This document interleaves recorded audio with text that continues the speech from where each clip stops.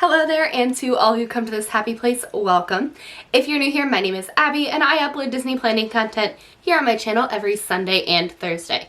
If you like that sort of thing or are planning your next Disney vacation, make sure to hit the red subscribe button down below and tap the notification bell so that you don't miss any of my future uploads.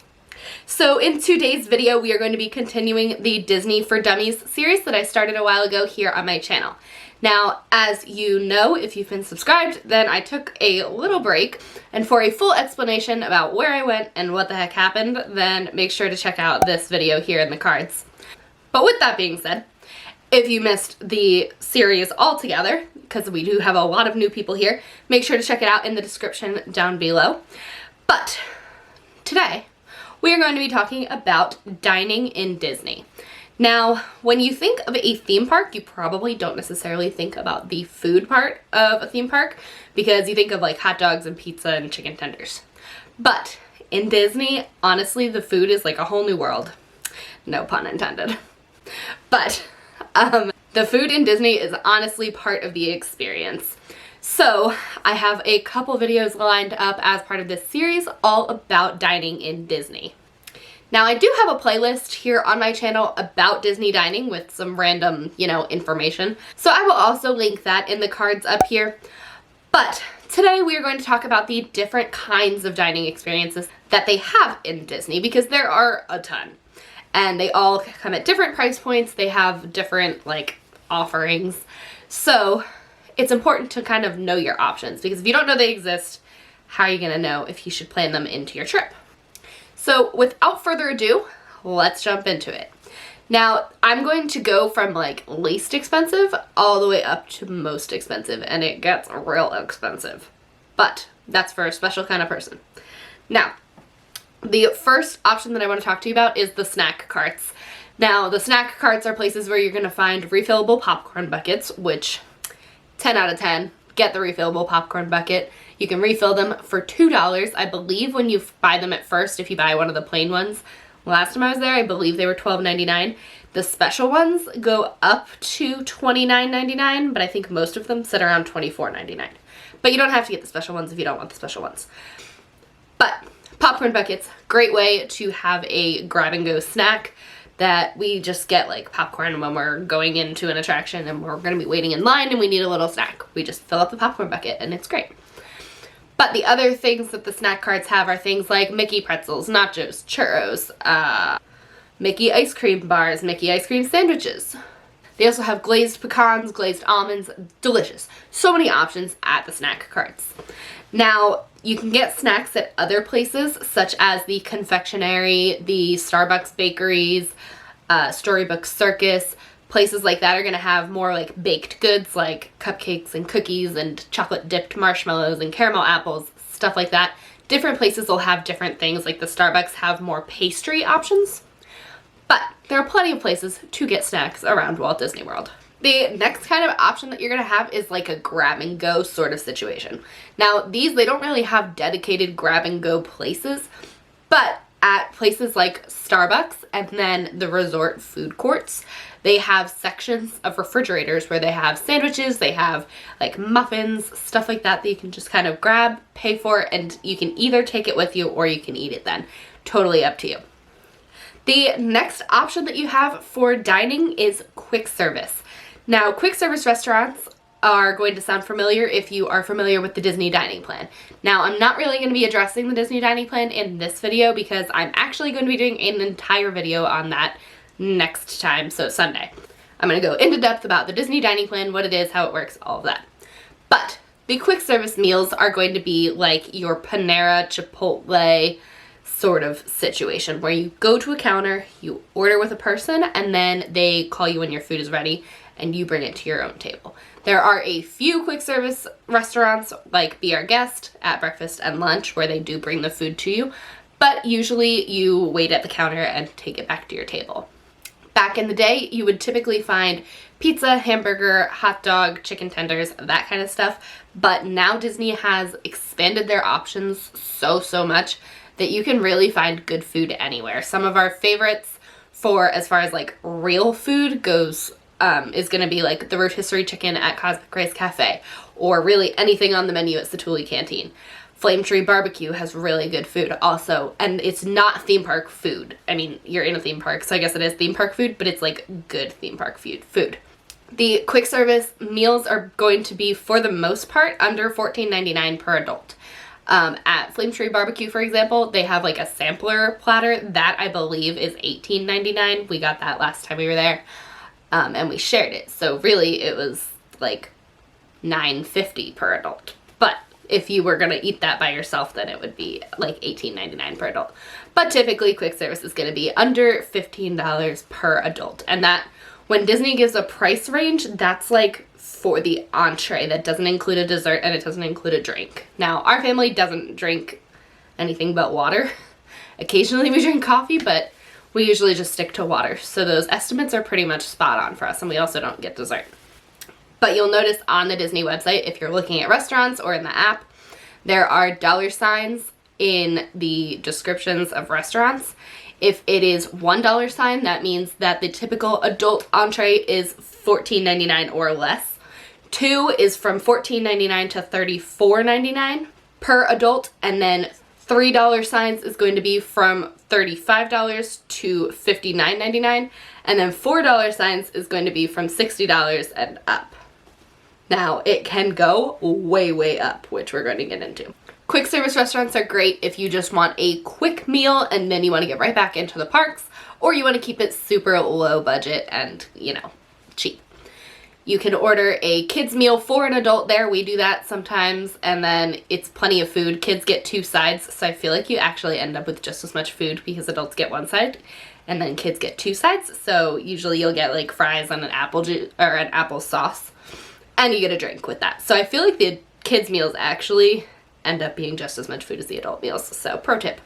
The next meal type is going to be table service restaurants. Now, table service restaurants can range from like the $2 sign range all the way up to the $4 sign range.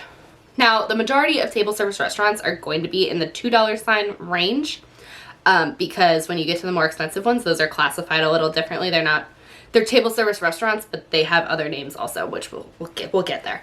But table service restaurants are going to be your things like 50s Primetime Cafe, Sci-Fi Dine-In Theater, the Plaza Restaurant, Grand Floridian Cafe, stuff like that, where you go and you have a waiter and you order from a menu, and maybe you get an entree, maybe you get an appetizer, maybe you get an appetizer, an entree, and dessert, but you can kind of order however you like. These are great options if you want to sit down and take time to rest, which is something that we like to do. We like to use it as an opportunity to sit down in the cool, in the shade. Well, you're inside, so like it's not really shade, but you know what I mean, in the air conditioning, and just unwind in the middle of your theme park day. Now, these can be breakfast, they can be lunch, they can be dinner. Some places are open for all 3 meals, others just 2 or 1, something like that. But table service is a great option. The next meal type that I want to talk about is the character dining. Now, character dining is typically going to be the $3 sign range. And character dining is exactly what it sounds like. It is when you go to a restaurant and you dine among characters. So at many of them, you'll meet a character on your way in who has a PhotoPass photographer. I'd say about 50% of them have this. And then the rest of the characters come to your table while you eat inside the restaurant. The ones that come to your table during your meal are not going to have a PhotoPass photographer with them, so you do need to be prepared to take your own pictures, whether it's with a camera, your phone, etc. Character dining is usually going to be a buffet or family style, but there are a couple of places that do have you order from a menu. And when you go to character dining, a soft drink is included with your meal. They don't include alcoholic beverages, so if you were going to order an alcoholic beverage, you would pay extra for that. But it includes all your food while you're there.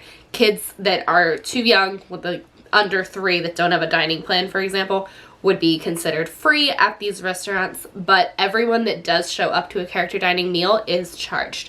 So even if you're not going to eat, you're really paying for the experience at these character dining restaurants. You're not paying for the food. You're paying for the experience of being with the characters.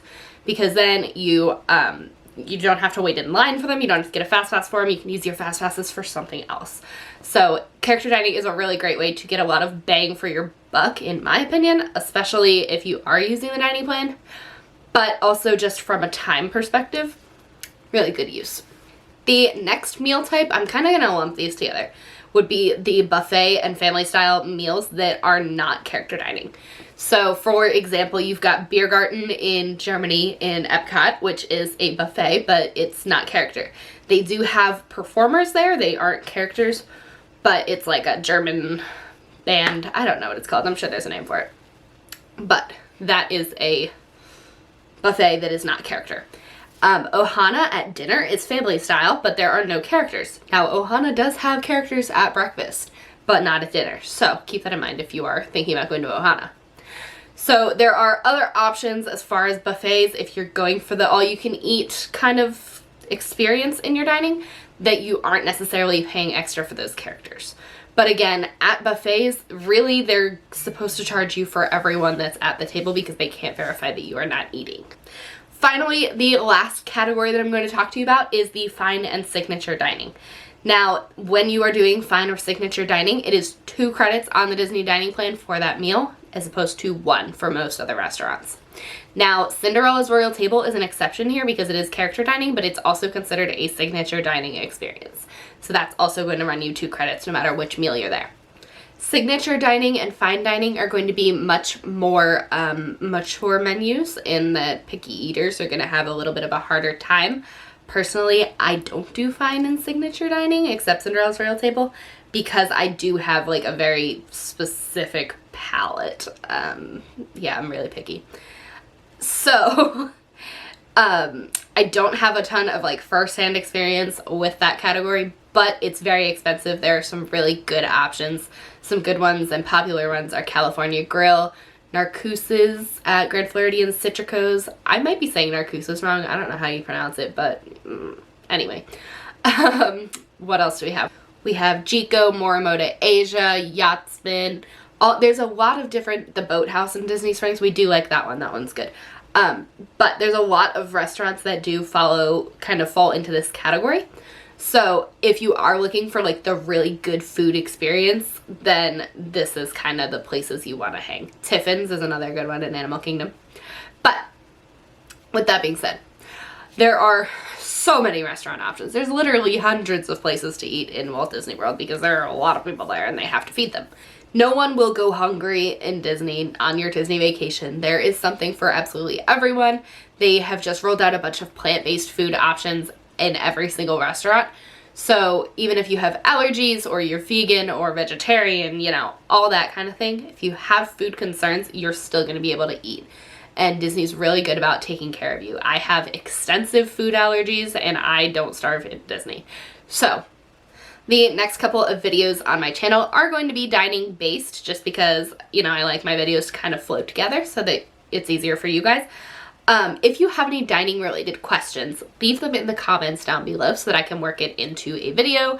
I may do like one big dining Q&A at the end of this kind of segment of the series with all the questions that don't make it into their own dedicated video. So leave those in the comments down below and I will be sure to get back to you. And make sure you stay tuned for an explanation of the Disney dining plan in my next video.